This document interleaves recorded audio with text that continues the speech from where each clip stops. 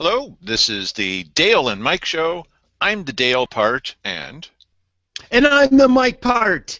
yes, we both have mics actually. So, wanted to share a little story with you that we haven't told you yet. So, imagine that last year and this year we got what they call legislative updates from our representatives in Salem. And one of them is Senator Herman Bertschiger, and another is the new representative Carl Wilson. And what they do is they call in on a speakerphone and they talk to the commissioners, and it's set up, it's sponsored by, it was the idea of the Chamber of Commerce, the Grants Pass Chamber of Commerce. And so some movers and shakers from the city council and from the commissioners and other places, Rotary this, Rotary that, they show up and they want to hear, as probably some of you do, what's the latest news from Salem? When are we going to get our money, or whatever it is that's concerning them? When are we going to sign a thing about the Second Amendment? You know, all the most vital issues.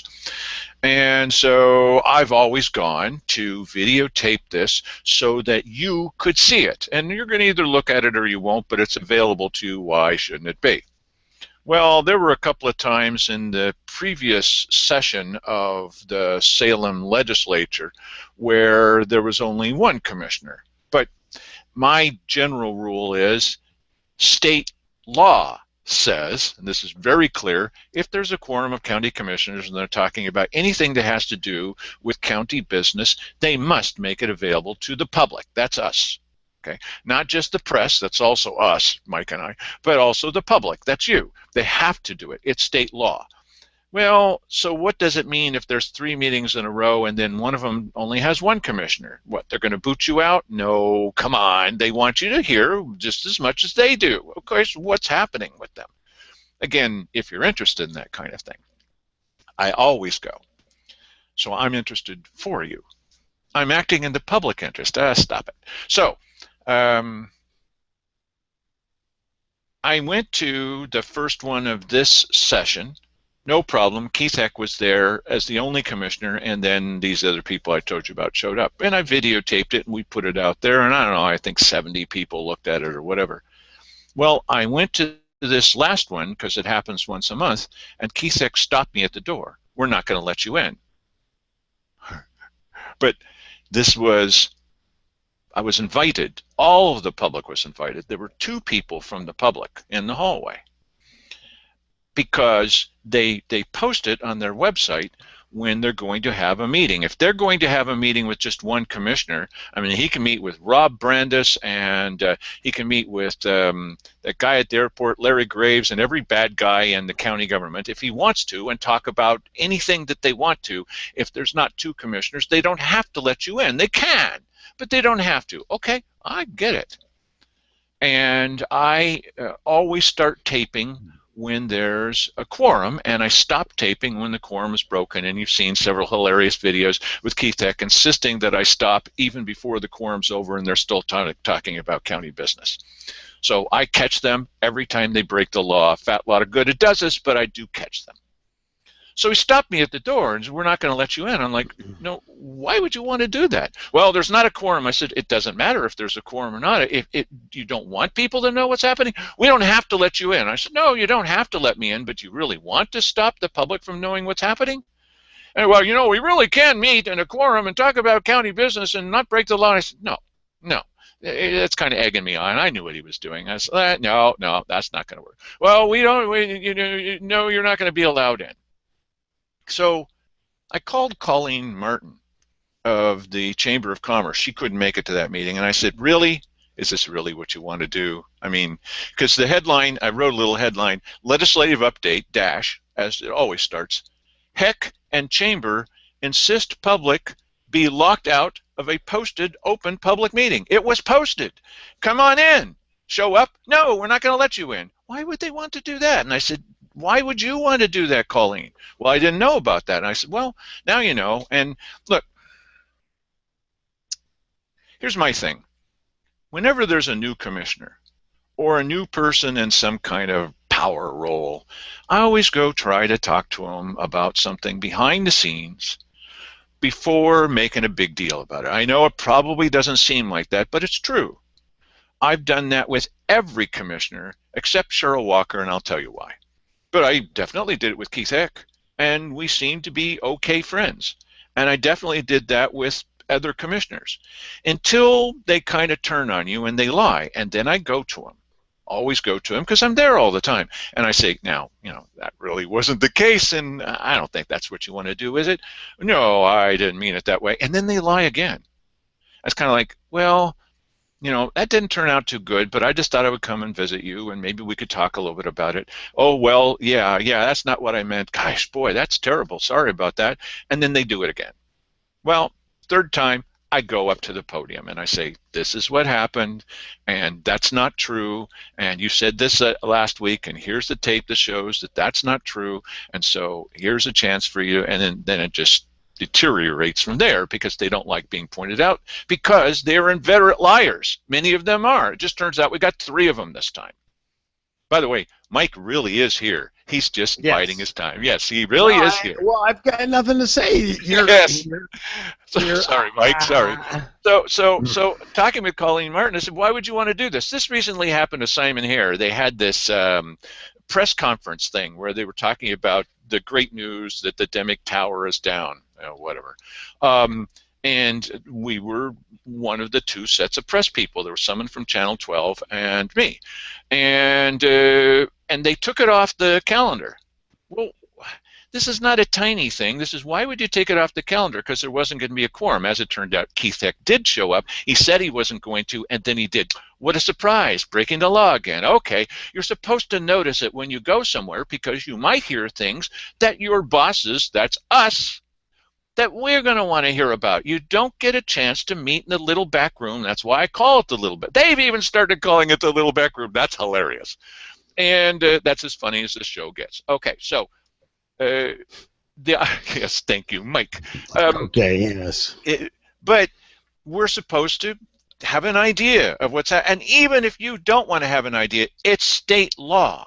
And they swore that they were going to uphold state law. And as Keith Eck was yelling that one time, I know we're breaking the law and I don't care. Really. So she polled her other, I don't know, members of the Chamber of Commerce and decided, no, actually, no, we don't think we're going to let any of the public into this. Why would you do that? You want to have secret briefings from our state legislators? Secret? I've been there. You've been there. I videotaped it. They're not saying anything that needs to be kept secret. Why would they want to do that? You know what? Because I think if they have the choice of whether or not the public gets access to them, they would choose no. As opposed to yes. I mean, it's... The legislators don't know anything about this. This is like when Cheryl Walker gave the State of the County address to the Rotary Club, and there was a quorum, and we were invited, and they kicked us out after being invited. And I said, but it's state law. Well, they didn't care, okay? And so they actually called the police. And I'm like, okay, listen, I don't want to cause a ruckus here, but it is state law. So I had to stand my ground. I had to do that. Okay? Sandy Casanelli was there too. So what a strange thing that was. Okay? The thing is, why would you want to shut the public out of a State of the County address? There's not going to be secrets. Why do you want to do that? Because you can? Really? Why? Yeah. So here's our solution. It's an easy solution, but it's kind of stupid. I talked to Herman Bertschiger. He had absolutely no idea that any of this was happening. And he says, I'll come on your show. Great. So we're going to set up something where he comes on the show once a month, probably, tells us, at least we don't have to listen to Carl Wilson to tell his version of what he thinks is happening in Salem. But, Herman seems like a straight guy. I don't always agree with him, but he's going to come and talk to us and let you know what's happening in Salem and the things that affect us. Well, that's nice. I'm glad he's doing that. But really, why would they feel that they have to have a secret session and exclude you?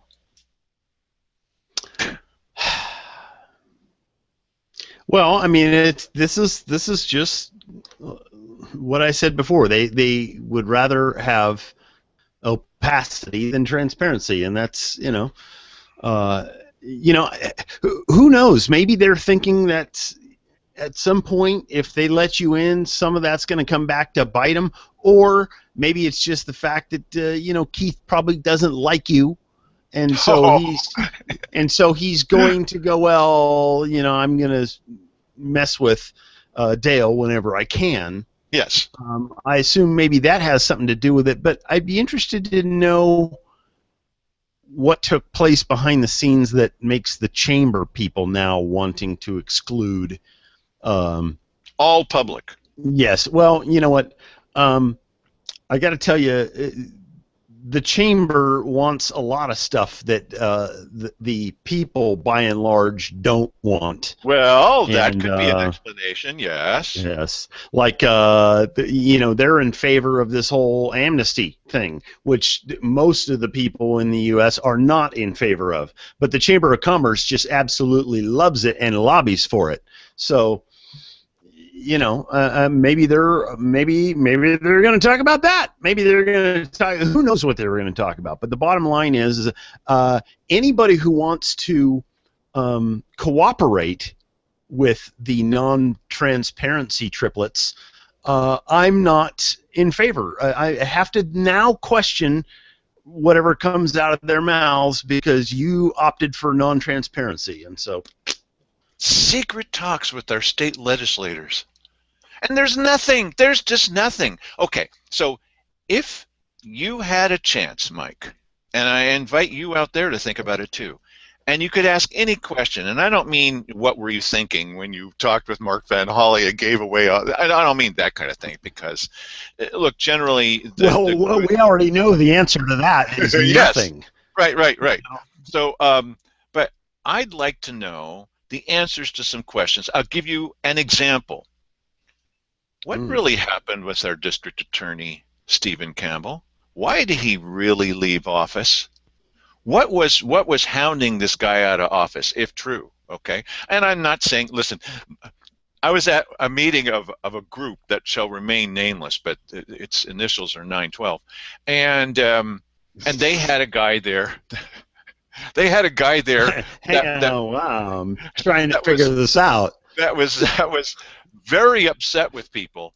Well, I don't understand. How come you don't just look at the Zapruder film? What? The Zapruder film?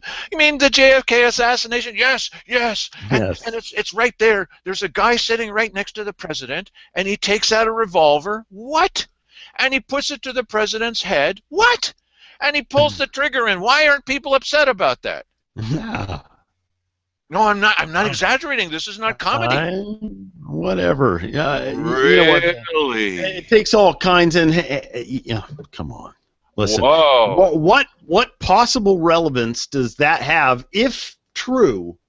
What possible relevance does that have to do with anything that's going on, especially exclusive to this county in this day and age? Nothing at all, yes. Except that. Well, his point wasn't that anyone had covered it up. It was right there on the film, and why weren't more people upset about it? Yes. Right there on the film? Right there on the film? I don't understand. I did not see that when I watched this. How many times have we seen this film? Now, it seems obvious to me that there are some sections, I mean, you can see that there's a couple of sections where it glitches, and there are things that are happening, and you're like, whoa, wait a minute, what happened to those frames? Well, they were lost. Okay, and I know this sounds really, really stupid, but they really don't know what happened to the president's brain. What? Yes, it's really true. They actually don't know what happened to it. Okay, yes, and whatever. Shall we move along from that? Okay, all right, but here's the point. What happened to our district attorney? Why did Stephen Campbell leave office? I mean, did he really leave office to spend more time with his family. I mean, this is like an old political joke. Well, What and you know happened to this what? guy? A sad irony just occurred to me here that more people are probably interested now and are they have just put this video on pause and they're pouring through YouTube to find copies of the Zapruder film so that they Oh, can check it. More people probably have an interest in that than this thing with the DA, and that's kind of sad. I don't know anything about the DA here, and I I almost share their desire to apathy. get away from this Yes. show? That's nice. Well, now, wait a minute. No, Mike, no. you had an Yeah. interesting question having to do with local politics, real stuff, actual things.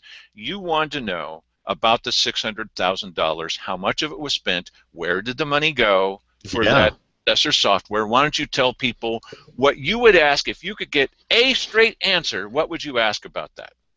Let me see the spreadsheet. I want to see the what do they call it? Uh,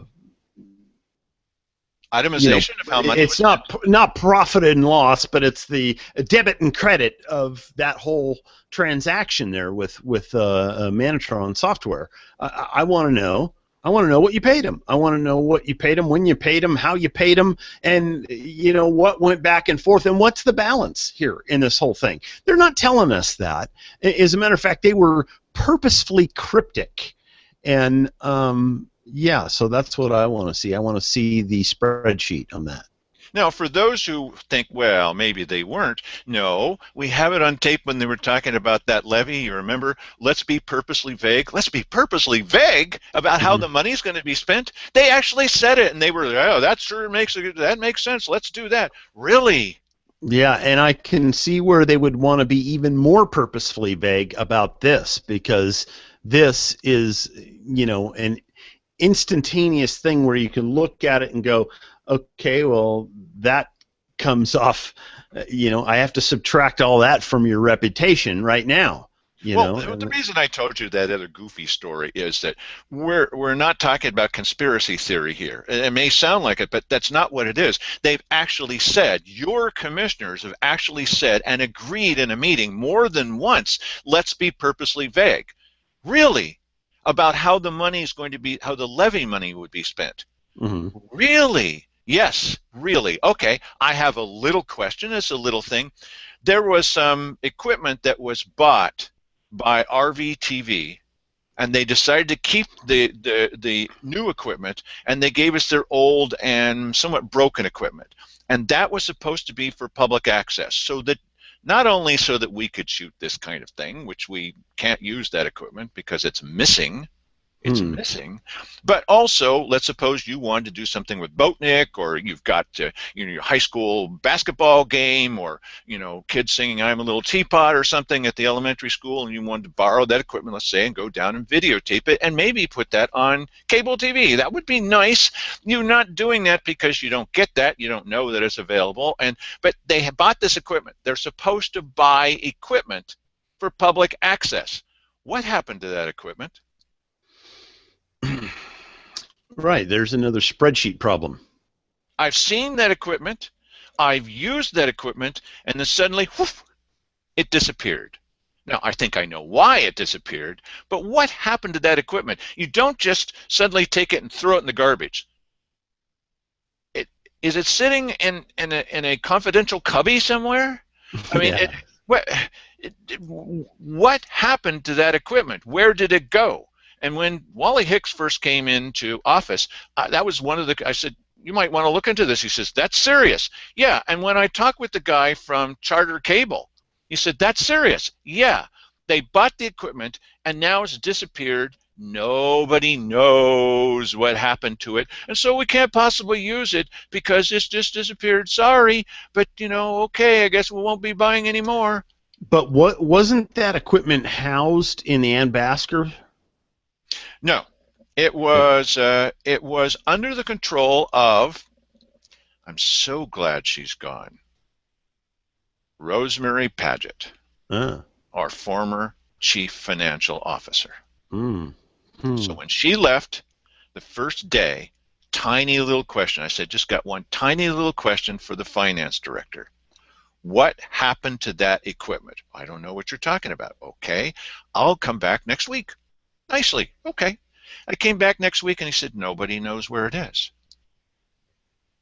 You know, you don't just take something that's got stickers on it saying Joseph property of the dang citizens of Josephine County. We bought that equipment. It was old and broken, but we bought it. Mm. You don't just take that and throw it in the garbage. You have to account for it. It's accounting. Oh, trust us with the money. Please, please, Dale and Mike, trust us with the money. We're going to be good from now on. Well, the fact that they didn't have any of their own curiosity about where the equipment was is awfully telling, almost as though they made a sweetheart deal with a friend of theirs that needed some equipment or something like that. I mean, hey, I'm not making any accusations. I'm just saying, hey, when you do stuff like this, or when there's this lack of curiosity, go figure, you know, these public servants are somehow unconcerned about where thousands of dollars of the county's equipment went. Well, You have to wonder. the reason that JFK came up is if you got a chance to ask three questions across the universe about what really happened. One of the things I'm looking forward to in the hereafter is finding out what really happened with the president. Who really did that? You know, really, was it one crazy guy? It's possible, and there are people willing to believe that. Just Yeah. keep in mind that LBJ was part of the no, Ford, Gerald Ford. Gerald Ford was part of the investigating team, and all they knew at that time was that the magic bullet, the one that came and then it did this and it did that and then moved Yeah. around corners, and he was willing to accept that answer. He was willing to accept that answer? Okay, all right. So one of the questions that I think a number of us, without getting into conspiracy theory, would like an answer to is, who's getting paid off in this county government? Well, I mean, some would say yeah, Rosemary Paget's getting paid off. Isn't Well, she not any gonna? longer. Well, except they did call her in to supervise the money part of the Dimick Tower. Well, that went really well. So I'm so glad they pulled her out of retirement for that, aren't you? Well, I just wonder, um, because I've from what I hear, this gal's making a lot of money and is going to make a lot of money, uh, you know, for many years to come with her retirement here. So, you No, know, she's not I done. don't know. I don't know the answer to any of these, but here's a place to look. When I went and I talked with, you know, one of the two press people that was at this press conference about the tearing down of the Demick Tower, I said to the first question I had for the guy that would talk to me, and boy, then they shut him up quick, is, oh, so many things were recycled on this site. Yes, they were. Oh, happy. And who gets to pocket the money from that recycling? It goes to the county, right? It's our Yeah, building, right? yeah. So, so, and the other question to ask is about that is, okay, so that was just written into the contract? Really? Really? That's a lot of money. That Yeah. may have made up for some of the cost overrun or all of it. Here's the other question. So, not being a conspiracy theorist, not being a conspiracy theorist, but see if this makes any sense. Just a second.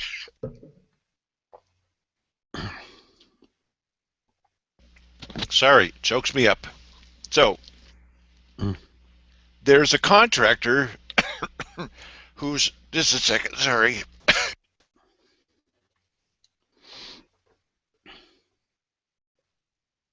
There's a contractor who's called in to demolish this building. They send over their experts. They've done this before.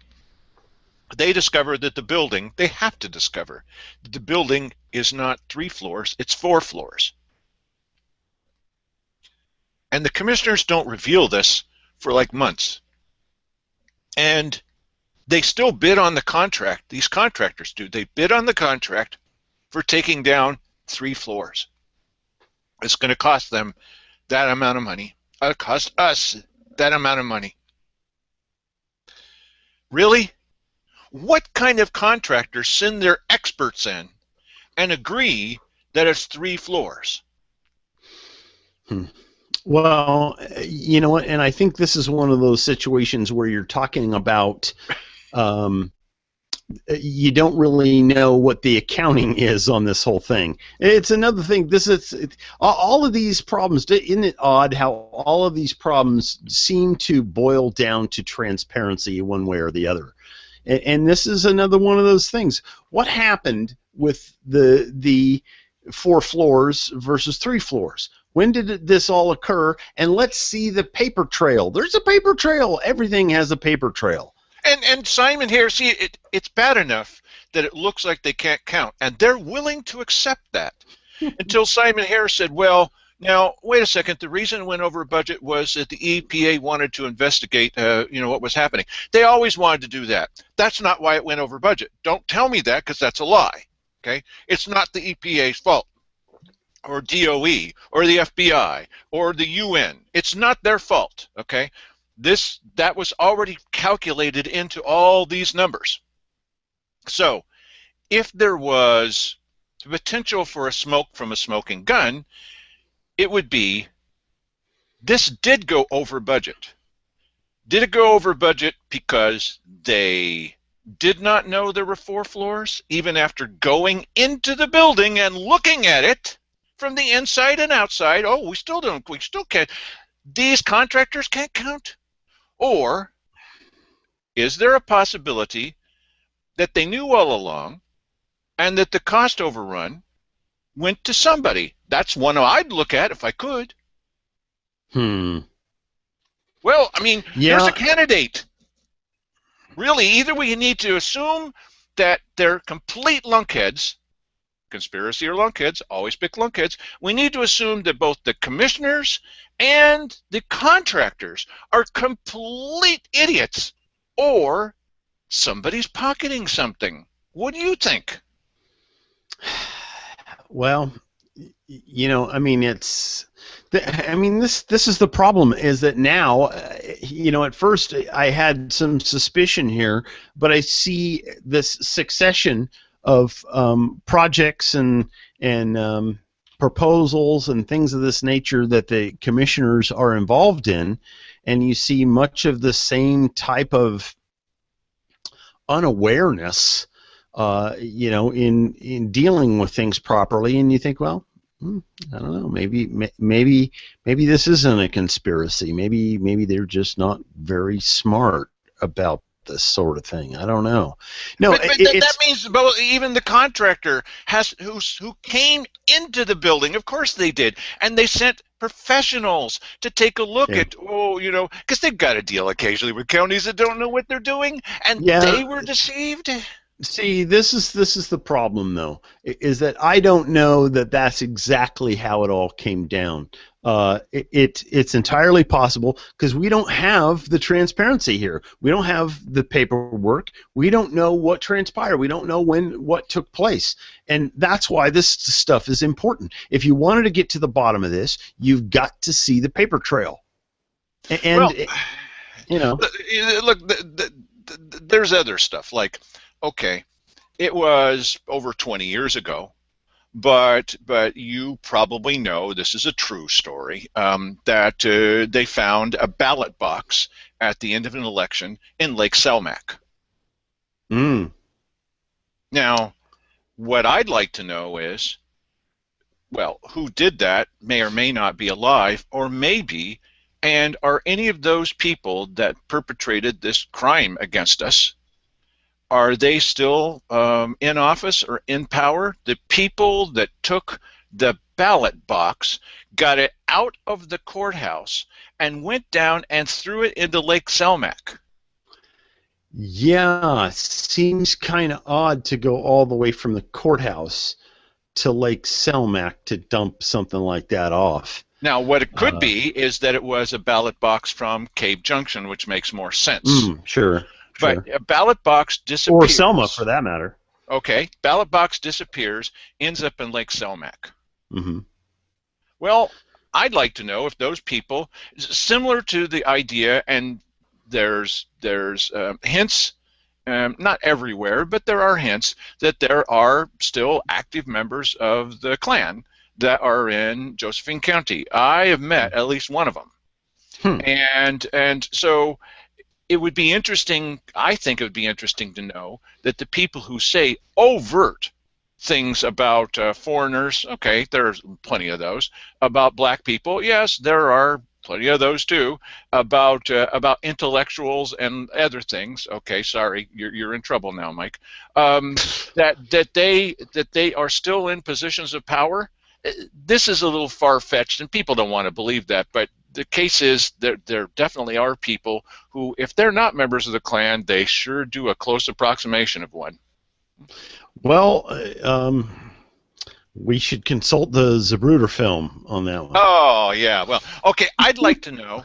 But wait a minute, wait a minute. Did we close the book on Herman Bergschiger and him coming to our show to give he's the going to come to our update?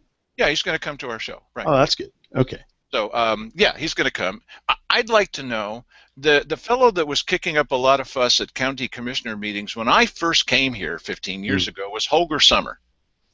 Holger Summer was a supreme thorn in the side of the commissioners at that time. Now, I think I'm vying for that position as far as saying this is what you said. Here's also what you said. They're diametrically opposed to each other. Which one of these is a lie?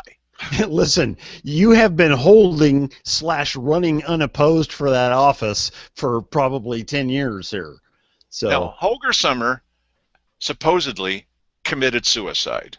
I would like to know, if I could get, one of those 3 questions asked, maybe 5 questions, I'd like to know what really happened to Holger Summer. Yeah. Wow. There's a conspiracy. Maybe we could get the Warren Commission in here to do an investigation. I just want you to know I'm not feeling despondent about anything. Suddenly, that's a good point. Let's be emphatic about that. Neither one of us has lost our lust for life. No. And I've had people say to me, Dale, there's a target on your back. They've told me this flat out. And they're sure that that's the case. Okay, well, they might be right. The thing is, I told them the best way for me to remain safe, if that's the case, is to maintain a high profile. How's that working for me? Yeah, you're doing it. You're doing it. We have a nightly show, so okay. If suddenly you come in and I'm looking like the superintendent, and I'm like this, then I'm not thinking of doing anything. I believe that's part of my covenant with God. I cannot do that. Okay. So if he wants to come and take me, I'm ready to go right now. Okay, I mean right now. But I'm not going to do it to myself. We're not supposed to do that. Yeah, no, that's true. That's true. And if the show starts resembling Weekend at Bernie's, just know to call the cops and have them come over and do a welfare check on Dale. I'd like to know what some of the connections are here locally, because every once in a while you go, why in the world would Jack Swift be backing Simon Hare and at the same time telling people that he doesn't like Simon Hare, and that Jack Swift and Sora would say, now hold on a second, we're not in favor of new taxes, but then Jack Swift was one of the authors of the last levy. And why would Jack go in front of the county commissioners and say, if you'll sign this piece of paper, send it off to the federal government, insisting that they apply go along with the contract they have with us? I think we all feel that way. And then if you'll just sign that letter, then I will get people to vote for the levy. Really? Yes, that really happened. We have it on tape. So here's the question. Who is this guy? And it seems like there's this magnetic force that we don't even see, and I don't mean a mystery force. I mean just that there are these deals that are made, and you go, no, wait a minute. That doesn't make any sense. Why are people doing what they're doing? None of the things that he said or done on this make it. I mean, he even put up signs when he was running for office that had the no new taxes look to them. Really, but how can you be no new taxes when you've just said that you're one of the authors of the same levy? That doesn't make any sense, Jack. It doesn't make any sense. And for that matter, why is it they need to have a clubhouse? And the commissioners, they meet in each other's offices. We know this to be the case because we have a confidential informant, okay, who tells us that the commissioners do get together and break the law, and they come up with decisions outside of the range of the public, and they're not supposed to do that, but we know that they're doing that, and it's a pretty constant source of information that comes to us that, yes, they are completely breaking the law. And as Keith had said, I know we're breaking the law, and I don't care. He was yelling it. He was angry. So when these characters get together at the Rotary Club, they have to have a clubhouse, I guess. It used to be, I'm not making this up, it used to be the LDS. It used to be the Mormon Church. It was a temple. And most of the movers and shakers in the past in Josephine County all happened to be members of the same church, really. And there were lots of stories. I wasn't following up on that stuff in the past, that they would get together and make these little decisions. Okay, but this isn't. It shouldn't be a surprise to you that there are plenty of people who want to get together and make decisions outside of your presence, even though they've sworn that they'll never do that. They swore before God that they would never do that, but they're not going to listen to that. Oh, who cares what I swore? Okay, now it's mostly the Rotary Club. Why does I'm not saying there's anything wrong with Rotary International, not saying that, but why does a organization with a wonderful heart have a secret membership list? I would like that membership list. Hello, Santa. I would like an early Christmas gift. I want to find out who the players are. You cannot tell the players without a scorecard. We don't even know what team they're playing on. And I want to know when I see SOS, or when I see the levy people, same thing, or when I see this, or when I see the library group, or when I see this other group, I'd like to know how many of those movers and shakers are all part of the same group. And coming up with these decisions behind the scenes, just hate that kind of thing. That's why I won't allow Mike to talk to me about this show before the show starts. Yeah.